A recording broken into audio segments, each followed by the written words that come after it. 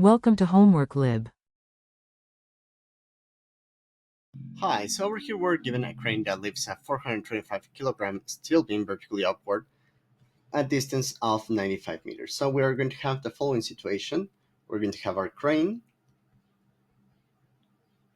we're going to have our beam, which is going to have an initial velocity equal to 0, and at the end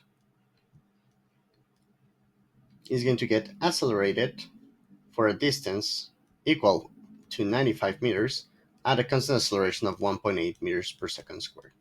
With this information, what we want to know is what is going to be the net work done by the crane on the system. So in order to find this, what we're going to do is,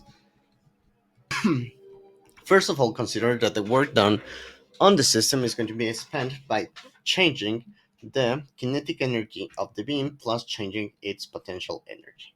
In this case, this is going to be equal to mass times, since the initial velocity is going to be equal to 0, we're going to have that the change of kinetic energy would be directly final velocity squared divided by 2, plus the change of the value for potential energy, which is going to be mass times gravity times the change of height, which are going to be our 95 meters.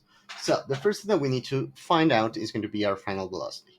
We can employ the following equation from mechanics in order to get our result. We get that the final velocity squared is going to be equal to the initial velocity squared plus times the acceleration times the change, in this case on the y-axis.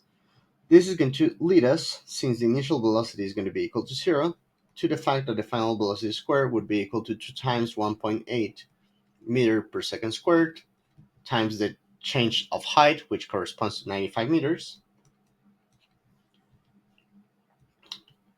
which after solving for final velocity, meaning we are going to just take the square root on both sides, we're going to find the result of 18.5 meters per second.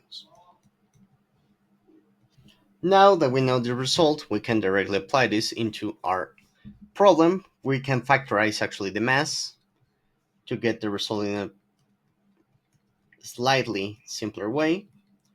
So the work done is going to be equal to 425 kilograms multiplied by the final velocity squared, which is 342 meters squared per second squared, divided by 2, plus the value for gravity, 9.81 meter per second squared, times the value of 95 meters. Let me use square brackets over here. After doing this calculation, the work done turns out to be directly 469,000 joules, or approximately 4.7 times 10 to the 5 joules. Consider over here that I'm cutting out the results of the three significant digits. In this case, the full result turns out to be 468,753.75 joules, which after cutting up to two significant digits, just to because it's with your answer, would be option B. And with that, it would be all. Thank you very much and have a good one.